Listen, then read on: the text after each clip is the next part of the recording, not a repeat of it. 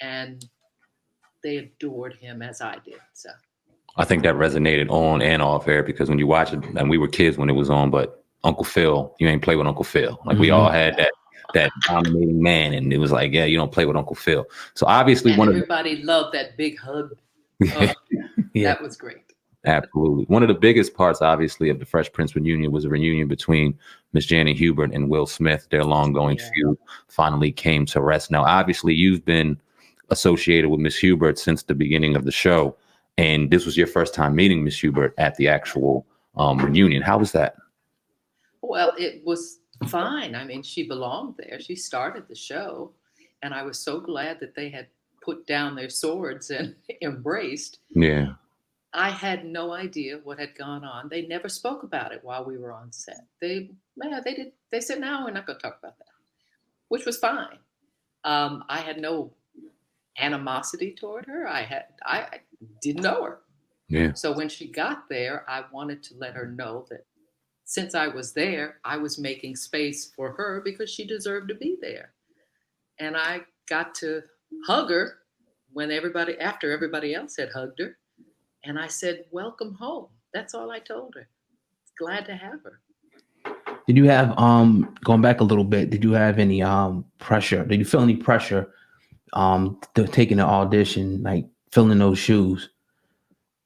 I didn't think about the idea of filling her shoes. I was not a dancer.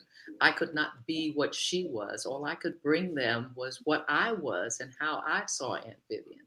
And how I saw how to be the matriarch of this wonderful family. And that's what I brought them. And that's what they thought. You know, we're so honored to have you on here. And I'm so glad to be able to ask you this question right now, because this is a question that's been going on since the show. And that's the whole light-skinned Aunt Viv versus dark-skinned Aunt Viv conversation. It's been going on amongst the fans. And thank God we didn't have social media back then the way we do now, because it would have been, I'm sure, on your phone 24/7. But what did you think about that? Obviously, being a strong Black woman, hearing that dark-skinned Aunt Viv versus a light-skinned Aunt Viv, they only picked Miss Daphne Reid because she's a light-skinned version. Wow. What do you feel about that? I feel that everybody's entitled to their opinion. And we have been dealing with this since we were slaves here. Yeah. It doesn't make any sense, but that's what people feel. That's their feelings. I have lived my life being too Black or not Black enough. Doesn't bother me. I am who I am. And if I'm not what you're looking for, okay, find what you're looking for. I don't even deal with being upset because I'm the light-skinned one or called the light-skinned. Okay. I think I got a lot of humor out of the Aunt Jemima bottles that they had, Aunt Jemima and Aunt Jemima Light. I thought that was really cute. But it doesn't bother me at all. Yeah, it was really a seamless, transition. I mean, I think, from watching, you were probably the best person, for that transition. And we kind of didn't miss a beat, in my opinion, for the show. So it was a great way that they handled it. I was very pleased with how they decided they were going to make this change. And the audience knew it was a different person. Right. And to have Jazzy Jeff come in the house and say, "Oh, you sure look different since you had that baby." And Bill just broke the fourth wall and gave a nod to the camera, and nothing else was ever said about it. And I thought that was so classy. Now the reunion, you guys were shedding tears and everything. It was very emotional. Can you take us, back through, coming back? I think it was 30 some years, just being back around those guys again on the set where you guys created magic.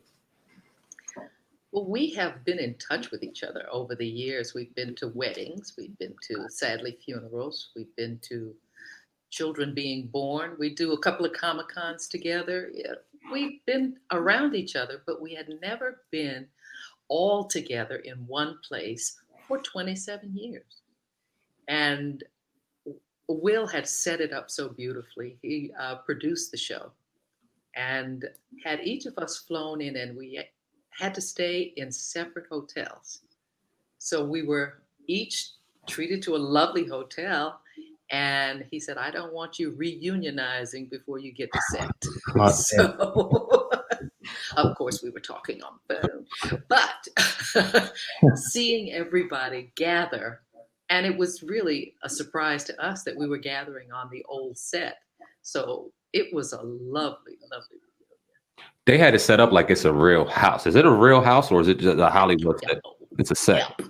So it's three walls. How are they renting it out on Airbnb? That is a house. Oh, okay. That building is a house, and that's the building that was used to shoot the front. I see. But we've never done any work there. And what they did was take one room in the house, and they converted it to like the pool house bedroom, and had a lot of Will stuff in there, and music, and a beautiful wall, and it was cool. But I don't know who got to get there. But nice one. It was a lovely idea. Absolutely. Now, transitioning from the Fresh Prince of Bel-Air, obviously, you guys had an emotional ending to the show. Nobody wanted to leave. We were talking to Ross Bagley last week, and you saw how everybody's having food fights, and it was an emotional time and a great time. Y'all had fun. Talk about life after the Fresh Prince. For me, yes, it was okay. Going back to Virginia, and the show ended in '96, and we opened the studio in '97. So I was a busy girl, moving, yeah, running that studio, and we hosted feature films. We did a series there called Links that was on Showtime, starring Stephen Williams and who was Foxy Brown. Oh, okay. Pam Grier. Pam Grier, yeah. She starred in the show. We shot that in Virginia. And it was an incredible series that I hope gets back on air one day. So I've been working ever since. And I do other things. And we traveled a lot, which I love. And that's the thing that I miss most from 2020, is not being able to travel. I had plans in March. I was on my way to Accra, Africa, to get on a ship and go for 18 days around the Horn of Africa and end up in Portugal. And they canceled that about 3 days before we were supposed to leave. And I missed that trip, but maybe I'll do it again. So, have you ever traveled to Africa before? Oh, yeah. I've been to South Africa. I've been to Morocco, but I've never been to Ghana or Nigeria. Tim goes a lot to Nigeria and Ethiopia because he does training sessions there with his film institute.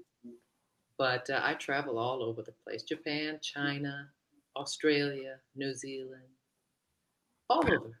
Yeah. So what's in store for the future? I mean, what do you? I know you guys got the studio and everything, but what's in store? No. We don't have the studio anymore. Okay. No. We sold that big studio. He has a little studio. I'm not working there with him. He's doing that on his own. Okay. I'm doing my own designing and photography, and I wrote a cookbook, so I've been hawking that. And for the COVID season, I've been making masks because I sew. Oh, nice. And I've been sewing since I was 9 years old.